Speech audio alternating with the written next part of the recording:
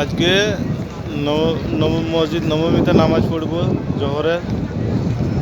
আমার মদিনা এসেছিলাম, আমার কোম্পানির গাড়ি এসছে, আমি লোক নিয়ে এসেছিলাম। সেই লোক নামিয়ে দিয়ে দিলাম 10:30 বাজে।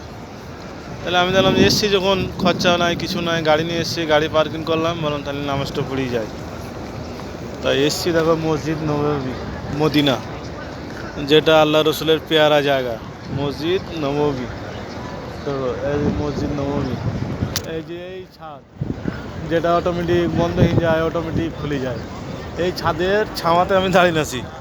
এই ছাদের ছাওয়াতে, যেটা স্বপ্নেও ভাবতে পারিনি কোনো সময় যে এই জায়গায় পৌঁছাবো, এই জায়গায় আসবো।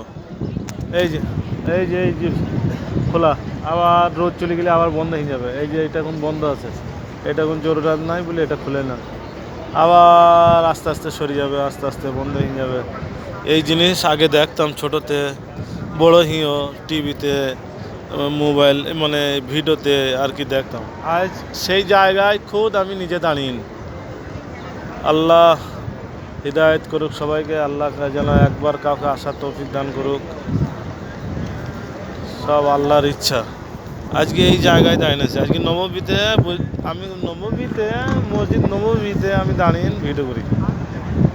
আল্লাহ মাশাআল্লাহ, আল্লাহকে লাখ লাখ শুকর যে আমি এই জায়গায় এসে আজকে আমি ভিডিও করছি। যে স্বপ্নতে এগুলো চিন্তা করা যায় না। আমরা যেসব এরিয়াতে থাকি, যেসব জায়গায় থাকি, এইখানে আসা স্বপ্নতেও বিশ্বাস করা যায় না যে এই জায়গায় পৌঁছাবো। আল্লাহ করিম, আল্লাহ করিম, আল্লাহকে লাখ লাখ শুকর। এই মসজিদ নবমী, ঠিক আছে। এই যে এই যে ফ্যানগুলো ঘুরে না দেখায় টিভিতে, এই যে ছোটো ছোটো ফ্যানগুলো ঘুরছে, ওই দেখো এই করতে। আমি অনেক দূরে দাঁড়িয়ে আছি, তাও একটু এই যে এগুলো সেই ছাতাগুলো, এইগুলো এটা এখন আমি এই ছাতার ছাওয়াতে দাঁড়িয়ে আছি। আল্লাহ, আল্লাহ করিম।